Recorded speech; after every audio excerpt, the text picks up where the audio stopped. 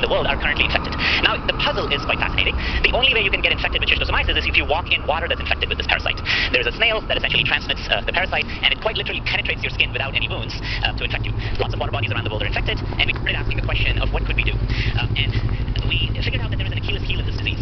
Although it's a very impactful disease, it turns out it is a metamorph form, and it does not actively intake any nutrients. It has no effective mount. So after a 12-hour period, it actually dies. It's being released from the snail and searching for you when you're walking around, and effectively infecting you in that short period of time. And if that search is unsuccessful, the parasite will die. And of course, that's the first thing you would do. You ask, let's just watch what it does. So we were able to get this parasite in our lab. We wear double gloves. We also take the drugs to make sure that we're not infected. But we discovered something quite remarkable. So first of all, here's such an important parasite, and nobody knew how it swims. You're watching a single parasite, maybe around 300 feet. It actually affects gravity. So it sinks down and swims up and optimizes for a layer of height in the fluid in which it's expecting its host. So for the parasites that actually infect fish, they're found at a different height. For humans, they're really at the interface. When you dig deeper, it actually poses a really fun challenge. For some of you who think about hydrodynamics, the stroke of this parasite seemingly looks very reversible, which wouldn't make any sense from the Purcell's theorem. And what it does as a controller is to bring that irreversibility at a torsional joint at this point. So you can write down a couple of equations, and effectively from this you can write down the efficiency of swimming with this boat. We actually built some robots because very little genetics can actually be done with this animal to really understand how torsional stiffness tunes. And what it turns out, there is an effective torsional stiffness at which the swimmer is the most efficient. So some of you can see this. This is very low stiffness. This is very high stiffness. None of these robots go anywhere, and only the most optimal torsional stiffness is the one that swims. Now, what this has led to from this theory is a different kind of an idea to actually tackle this disease. So now we can add human cues, we can add chemotaxis on this, and what we're really trying to do with this is to be able to reduce its efficiency of finding humans. So it's not a drug as if you would give to a patient to cure them, but it's a drug that you would add in the water that would essentially increase that time frame that I showed you. Very much in the same approach of how we infuse mosquitoes to make humans invisible to them. The same idea to really be able to make this parasite not be able to detect the clinic humans. So I'll keep switching in my potpourri of ideas. Another one which is important, which when you go out to the field, the first thing you realize is mosquitoes and mosquito-transmitted diseases play a huge role. If you ask yourself this question of how many species of mosquitoes are out there, I'm just curious if you've ever thought about that question before. How many species of mosquitoes? So it turns out there's roughly around 3,500 species. That's a lot. And if you go catch one, how do you detect what mosquito it actually is? And when you do mathematical modeling, this is for Aedes aegypti. You can look at asking a question, where are these mosquitoes? So Aedes aegypti, some of you, if you've heard of Zika and dengue, is one of the primary transmission mechanisms.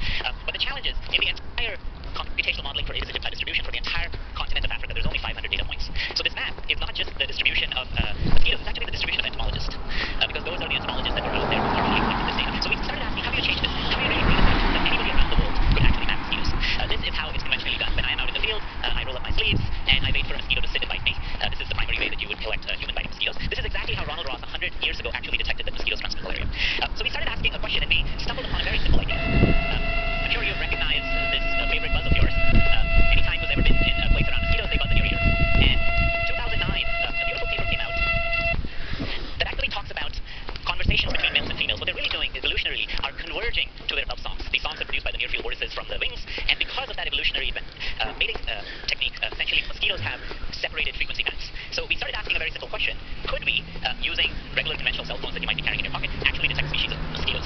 And what we ended up finding is the fact that not only you can collect a regular cell phone, you can record a signature of a flying mosquito, it maps directly to what you would record through a high-speed camera, and the SNR on most of the regular phones that are out there is really not perform equally well to many of these smartphones. And there are roughly around 5 billion phones on this planet that could potentially do this. And using that, we built the world's largest data set of mosquito acoustics. So if you're looking at all the 20 species that are known to transmit human diseases, and you can start seeing that some of them cluster quite far away, and some of them actually do have overlap. Roughly around 10 years old. And one of the things that it starts to do is it starts to create a community of people that can go out there, record acoustic data, and map acoustic mosquito species. So this is a village in Madagascar that we work in. We're able to use machine learning techniques to be able to identify with a 70% likelihood for detecting the species that are known to transmit diseases. But at that same time, with a volunteer group, we're able to map an entire village to demonstrate the distribution of mosquitoes, especially the ones that carry human diseases. This is data collected in a single day. And if any of you are interested, you can go to this website called abuzz.stanford.edu, download the code, and you can upload depending on if you live in places where there are mosquitoes. So let me transition to a couple of diagnostic tools. And the story for the next one begins in Uganda with a very simple observation that we made, which is diagnostics is all about looking for a needle in a haystack. Because eventually, the parasite that you're looking for is really not so abundant, otherwise the patient would actually be dead. And a process called centrifugation is commonly used to identify and separate these parasites. Centrifuges are conventionally bulky and expensive. They actually require electricity. So coming back from one of these trips in Uganda, I started thinking a lot about spinning toys.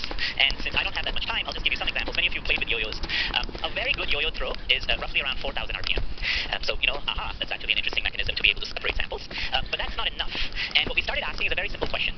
Fundamentally, with just using human power, what is the fastest spinning object that you could make? And it turns out by human creativity 5,000 years ago. It turns out this is a whirligig, which is a button on a string, something that... How many of you actually played with this toy? Okay, I can see the older generation. These toys don't get that popular anymore. This is a remarkable object. First of all, this is, as far as we know, the oldest toy in human history. But what's remarkable, 5,000 years ago we found relics of this. What's even more remarkable is we didn't know how it worked. So we asked this question, how fast can an object like this spin? And you can essentially write down a couple of terms for the twist drag for this, the input force, and the air drag to essentially write this as a nonlinear oscillator. So all I'm doing is I'm spinning and pushing and pulling. And I'm injecting energy in this rotating object.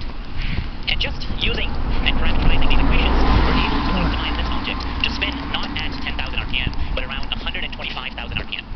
So at that time, when we published this paper, we held the world record for the fastest spinning object with human power. And of course, curiosity, mankind is wonderful. There is a recent paper that came out that actually breaks our record. They moved the needle, we moved the needle 2 orders of magnitude. Now the record is 200,000 rotations per second. Why am I stressing on this record? The reason I'm stressing on this record, so this is SOD, this is a normal centrifuge, this is as effective a centrifuge with 30,000 G-forces that we can use anywhere. The reason I'm stressing on this is within 90 seconds, and if I had more time, it would have been wonderful for me to do this test. I would have taken a drop of blood, put it on a capillary, mounted on the scope, and within 90 seconds I can separate out all the plasma and the red blood cells. This is a standard test for anemia. Around 2 billion people in this world potentially should be tested for anemia, majority of them being pregnant mothers. What's even more remarkable is RDTs, the classic rapid diagnostic test that's been really the front fighter for malaria, work efficiently if you use pure plasma, because the enzymes from the blood cells when they get lysed mess up with the test. So here's a very, very simple technique to really be able to do this out in the field. Now, why did I stress on that 200,000 RPM? We can actually use the same example to separate out not just major components, but single parasites. A malaria-infected blood cell has an effective density that's different from a regular blood cell. So by spinning it, and currently our time of spin is 15 minutes, I would like to reduce this back to 2 or 3 minutes. And that's why I want to leave it as a challenge as well. As I told you, I came here looking for ideas, develop another spinning object that does an order of magnitude faster. We did the theory for this. It turns out our mathematical limit is around 1 million RPM. And the only reason I didn't demonstrate a 1 million RPM rotation device, which would have caused a bang in this room, because that would break the Mach 1 number, is the fact that human anatomy cannot inject energy at 10 hertz, which is what I need. So even if I try really hard, some of you who play musical instruments know, you cannot go above a certain frequency. Muscle output power falls down. So we're now building a double oscillator that will allow us to inject energy into another system that can move faster.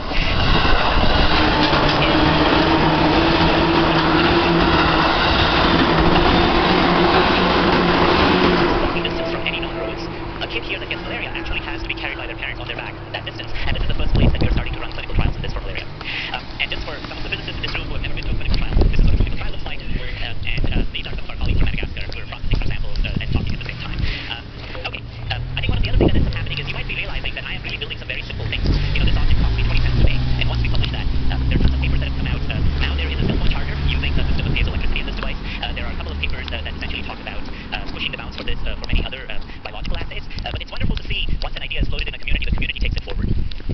And because of that, I want to end with the last project, which is a Foldscope. And I'm actually curious, depending on how much time, how many of you have actually used a Foldscope? Yay, okay. Maybe 2% of people in this room. And I'll explain to you why we're not there yet. We need to move that needle further. Another challenge in diagnostics is microscopy.